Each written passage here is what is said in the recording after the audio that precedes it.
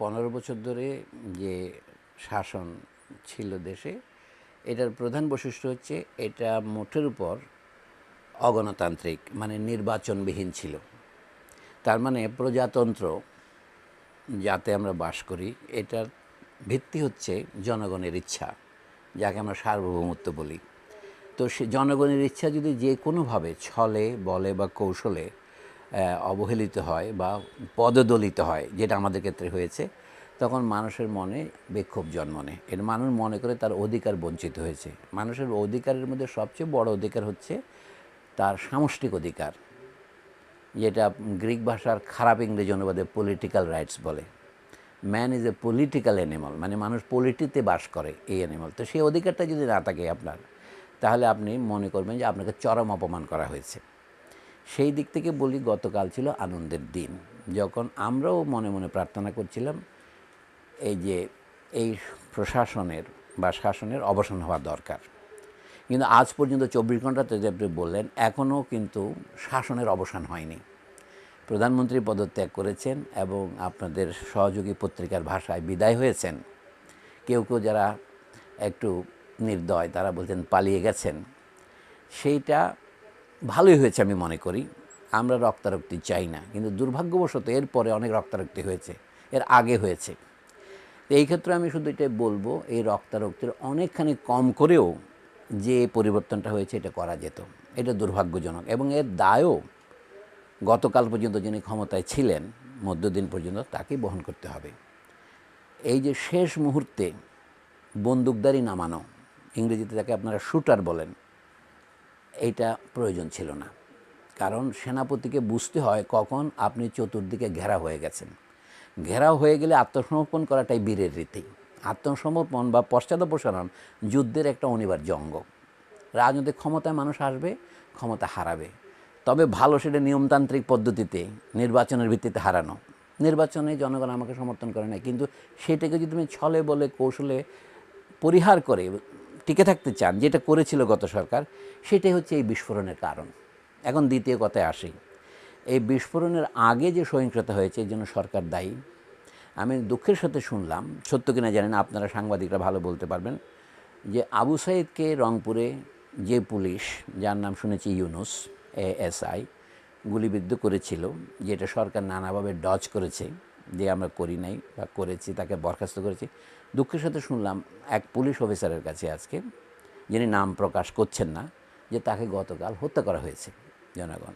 আমি বলছি, এই যে এখন নির্বিচারে যে পুলিশগুলি নিহত হচ্ছেন, অথবা অন্যান্য মানুষ যারা নিহত হচ্ছেন, যাদেরকে সংখ্যালঘু বলা হয়, ধর্মীয় লোক, আজকে শুনলাম কাদিয়ানীদের উপর আক্রমণ হয়েছে, কালকে শুনছিলাম হিন্দুদের উপর আক্রমণ হচ্ছে। আর যারা আওয়ামী সরকারের সাথে যুক্ত ছিলেন, তাদের ওখানে যে আক্রমণ হবে, সেটাকে আমি বৈধ বলছি না, কিন্তু সেটা অপ্রত্যাশিত নয়। তো সেইটা দুঃখজনক ঘটনা। আমরা চাই যে একটা সরকার শান্তি প্রতিষ্ঠা করুক, পরিবর্তনের উদ্দেশ্য, কিন্তু এখনও শান্তি প্রতিষ্ঠিত হয় না। তার প্রধান কারণ, এখন বর্তমানে নিয়ন্ত্রণ করছেন রাষ্ট্রপতির অধীনে যে সেনাবাহিনী, তারাও খানি যেন অব্যবস্থিত চিত্ত, কথাটা একটু বাংলা কঠিন হলো, আনডিসাইডেড মাইন্ড তাদের, কি করবেন জানেন না। এই কারণে আমি বলবো একটু বেশি প্রাণহানি হয়েছে।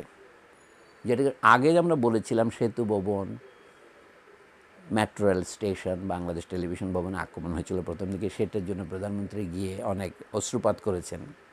কিন্তু গতকাল যে আক্রমণগুলি হলো, স্বয়ং প্রধানমন্ত্রীর অফিসে, গণভবনে, এমনকি 32 নম্বরে বঙ্গবন্ধু মিউজিয়ামে, এগুলি প্রত্যাশিত ছিল না। মানে এগুলি রোধ করা যেত, কারণ এগুলি যেমন আমরা যেভাবে বঙ্গভবনকে পাহারা দিয়েছি, দিতে হয়েছে বাধ্য হয়ে, এটা ক্ষমতার সর্বোচ্চ কেন্দ্র, অথবা সেনানিবাস, যেখানে সভা হয়েছে, যেটাকে আমরা বলি সেনা ভবন, তো সেইগুলি যেভাবে রক্ষা পেয়েছে, এইগুলি রক্ষা করা উচিত ছিল। আমি মনে করি এগুলো জাতীয় ঐতিহ্যের প্রতীক। আওয়ামী লীগ যদি একতরফাভাবে মুক্তিযুদ্ধের ইতিহাসকে, যাকে বলা হয়, কী বলবো আমি, এটা আত্মসাৎ করে থাকে, সেটা অন্যায় করেছে, তার পাল্টা একটা অন্যায় করার প্রয়োজন নাই। এইটা আমি মনে করি আমাদের এই যে মানে ট্রানজিশনাল গভর্নমেন্ট, তার ব্যর্থতা। মানে গভর্নমেন্টহীন যে গভর্নমেন্ট, যেহেতু একটা গভর্নমেন্ট, এখন সেখানে হচ্ছে, আমি শুনেছি এটাও যে বিদেশি দূতাবাস থেকেও পুলিশ পাহারা প্রত্যাহার করা হয়েছে। আজকে আপনারা জানেন, প্রেস বিজ্ঞপ্তি দিয়েছে, প্রজাতন্ত্রের অধস্তন পুলিশ কর্মচারীরা কর্মবিরতিতে যাচ্ছে। এইটা একটা নৈরাজ্যের সময়। আমি আশা করব যে এটা দ্রুত অবসান হবে। এটা আমি জানি না কী হতে পারে, কিন্তু কী হওয়া সম্ভব সেটা আমরা পৃথিবীর অন্যান্য দেশের এবং আমাদের দেশের ইতিহাস থেকে দৃষ্টান্ত নিয়ে একটা সমাধান করতে পারি, নির্দেশ করতে পারে। এখন ছাত্ররা যে দাবি দিয়েছে তার মধ্যে একটা হচ্ছে প্রধান বিচারপতি সহ কোনো কোনো বিচারপতিকে বরখাস্ত করতে হবে, 3 বাহিনীর প্রধান বাদে বিভিন্ন বাহিনীর প্রধানদের বরখাস্ত করতে হবে। আমি যদি ভুল না জেনে থাকি, আজকে এই দাবি এখনো বাস্তবায়িত হয়েছে কিনা জানি না। সেই হিসাবে যেহেতু এই দেশে তত্ত্বাবধায়ক সরকার ব্যবস্থা নেই, তাহলে আপনাকে এটা অর্ডিন্যান্সের মাধ্যমে করতে হবে। সবচেয়ে বড় কথা হচ্ছে যখন কোনো কর্তৃপক্ষ থাকে না তখন আপনাকে কর্তৃপক্ষ খাড়া করতে হয়। প্রত্যেক অভ্যুত্থান আপরাইজিং তার নিজের বৈধতা নিজে উৎপাদন করে। বৈধতা উৎপাদন করে কীভাবে, আমি এর কোনো রহস্য রাখতে চাই না। জনগণের ইচ্ছায় সার্বভৌম, এবং অভ্যুত্থান যদি ইচ্ছার বহিঃপ্রকাশ হিসেবে ধরি তাহলে তারা যেটাকে আদেশ দেবেন সেটা আইনে পরিণত হবে, কারণ বৈধ কর্তৃপক্ষের আদেশই আইন। এটা হচ্ছে পজিটিভিস্ট জুরিসপ্রুডেন্সের প্রথম কথা, তাই না? The law is the command of the sovereign. Who is the sovereign? The people with guns in hand, এটাই বলি আর কি। So people with guns in hand, এরা হচ্ছে তাদের মধ্যে দুটো সম্ভাবনা আছে। তারা শান্তির দিকে নিয়ে যেতে পারে, তারা ভায়োলেন্সের দিকে নিয়ে যেতে পারে। আমরা যাই শান্তির দিকে যেতে, তখন একটা আইন পড়তে হবে, এই আইনের মাধ্যমে হতে পারে। আগে আমরা যেটাকে তত্ত্বাবধায়ক সরকার বলেছি, সেটা শুধু আমাদের দেশ নয়, পৃথিবীর বহু দেশেও অন্তর্বর্তীকালীন সরকার আছে। যেমন ধরেন পার্লামেন্টে যখন একটা মন্ত্রিসভা পদত্যাগ করে, আর একটি মন্ত্রিসভা গ্রহণ না করার মধ্যে যদি একদিনের জন্য হয়, তখন কিন্তু দেশ সরকারবিহীন থাকে না। ওইটা হচ্ছে ইন্টারিম গভর্নমেন্ট। অনেক সময় বলা হয় পদত্যাগী প্রধানমন্ত্রীকে সেই কাজটা করতে বলা হয়, সে উইল কন্টিনিউ। কিন্তু যেখানে প্রধানমন্ত্রী দেশ ত্যাগ করেছেন সেখানে কি হবে? আইন যদি থাকে, সংবিধান থাকলে আপনার স্পিকার হয়, কিন্তু আমরা তো আজকেও দেখলাম সংসদ বাতিল করা হয়েছে। সুতরাং এই যে শূন্যতা, এটা রাষ্ট্রপতি আছেন, সাংবিধানিক এমনকি রাষ্ট্রপতি যে নাও থাকতেন, রাষ্ট্রপতি যে নিহত হতেন, যে কোনো ব্যক্তি যিনি সকলের সম্মতি পেয়েছেন তিনি নিজেকে রাষ্ট্রপতি ঘোষণা করতে পারেন। অর্থাৎ আইন প্রণয়নের ক্ষেত্রে আমরা বলি রেট্রোস্পেক্টিভ বৈধতাও দেওয়া যায়, এটা কোনো বড় ব্যাপার নয়। এখন বোধ হচ্ছে কোনটা দেশে আইনের শাসন প্রবর্তনে সহায়ক হবে, সেটা হচ্ছে নির্বাচন। যে কোনো ফর্মের নির্বাচন ছাড়া যেই সরকার হবে সেটা হবে প্রভিশনাল। আমরা বলতে পারি যেমন বিপ্লবের সময় হয় কি, বাংলাদেশে যে সরকার কলকাতায় গঠিত ছিল এর নাম, এটা প্রবাসী সরকার নয়, প্রভিশনাল গভর্নমেন্ট অফ বাংলাদেশ। কারণ ওর যে ইলেকশন হয় না, ইলেকশন হয়েছিল পাকিস্তানের পার্লামেন্টের জন্য। পাকিস্তানের পার্লামেন্টে যে বাংলাদেশের সদস্যরা নির্বাচিত হয়েছিলেন, প্রাদেশিক এবং কেন্দ্রীয়, তাদের উভয়কে মিলিত করে, এটা তো একটা সিদ্ধান্ত, যে সিদ্ধান্ত তারা তাদের মধ্যে মেজরিটির মতের ভিত্তিতে, এটা ফিকশান কিন্তু প্রভিশনাল গভর্নমেন্ট হয়, অস্থায়ী গভর্নমেন্ট। এমন আলজেরিয়ার বিপ্লবের সময় দেখেন ওইটাকেও বলতে প্রভিসোয়ার, provisional revolutionary government of Algeria, তাই না? তো এই জন্য বলছি যে এটা আমাদের এখন ধরেন কিছু নেই, ধরেন আমি যুদ্ধে আছি, তার মধ্যে প্রভিশনাল গভর্নমেন্ট লাগবে না। তো সুতরাং এটা কোনো বড় ব্যাপার না। এগুলো হচ্ছে উকিলদের যুক্তি, উকিলদের প্রতি শ্রদ্ধা রেখে বলছি, উকিলরা অনেক সময় কুযুক্তি দেন, ইংরেজিতে বলে sophistry. We need sophisticated argument, not sophistry. এটা কোনো সমস্যা নয়। বা সমস্যা হচ্ছে এই সরকারের মেয়াদ কত হবে, এটা গুরুত্বপূর্ণ প্রশ্ন।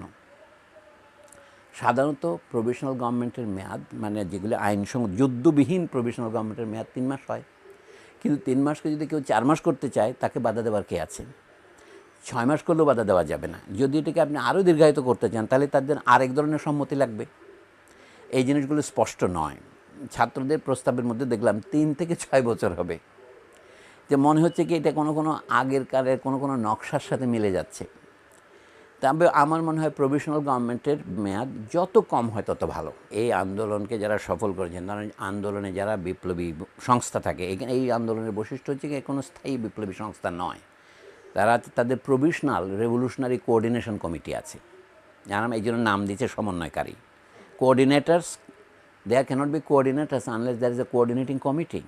তার সদস্য সংখ্যা 158 হোক বা 6 জন হোক, তো তাদের প্রতিনিধিত্বের ব্যবস্থা করতে হবে। আগের সংবিধানে এটা ছিল না, আমি মনে করি এটা করা সম্ভব। প্রতিনিধিত্ব মানে সবাই কিন্তু প্রধান উপদেষ্টা হবেন না, অথবা সবাই উপদেষ্টাও হবেন না। আপনি হয়তো ধরেন 10 জন বা 15 জন উপদেষ্টা থাকে, একজন প্রধান উপদেষ্টা থাকে, তাহলে 158 জনের সবাইকে কি পারবেন? প্রতিনিধিত্বের কথা যদি হয় তাহলে আপনি বলেন না, তাদের একজন প্রতিনিধি থাকবে।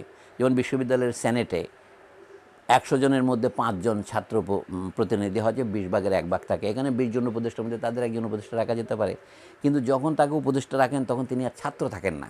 এটা আরেকটা সমস্যা। তাকে ছাত্রত্ব পরিত্যাগ করে আসতে হবে। ছাত্র শব্দের অর্থ হচ্ছে তিনি পাহারা দেবেন, মানে তাকে পাহারা দিয়ে দিয়ে সরকারের গণতান্ত্রিকভাবে চলছে কি না, এটা রেভলিউশনারি কমিটি যেটা করে। কিন্তু বাস্তব অভিজ্ঞতা কী বলে, প্রশাসনের কাজটা শেষ পর্যন্ত আমলাতান্ত্রিকতায় পরিণত হয়। কাজে বিপ্লবী থেকে আমলায় রূপান্তরিত হওয়ার যে সাঁকো, এটা খুব পিচ্ছিল, পড়ে যেতে পারে।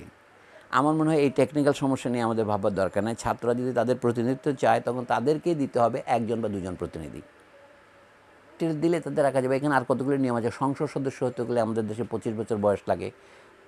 রাষ্ট্রপতি অথবা প্রধান উপদেষ্টা হতে গেলে আমরা অনুমান করি রাষ্ট্রপতির সমান বয়সে লাগবে, ধরেন 35 লাগবে। কিন্তু তাকে যদি আমরা ব্যতিক্রম করতে চাই, একজন 30 বছর বয়স্ক অত্যন্ত চৌকস, বুদ্ধিদীপ্ত এবং যাকে বলা হয় সর্বগুণে গুণান্বিত একজন প্রধান উপদেষ্টা আপনি পেলেন, তাহলে তার বয়স কোনো প্রতিবন্ধক হওয়া উচিত নয়, ইত্যাদি আর কি। কারণ বয়সের ব্যাপারটা হচ্ছে কনভেনশনাল। এটা হচ্ছে আমাদের দেশে বুড়োদের প্রতি একটা পক্ষপাত আছে, এটা করে জেরন্টোক্রেসি বলতে পারেন, বয়স্ক লোকের তন্ত্র আর কি, মেরিটোক্রেসির মতো। তো যাই হোক, আমার মনে হয় এতে কথা যাওয়া না। আমরা কি চাই এটা আমাদের পরিষ্কার থাকলে এটা হবে না। আমি যদি বলি কি, আমরা সকলে জীবনের নিরাপত্তা চাই, মানুষ হিসেবে মর্যাদা চাই,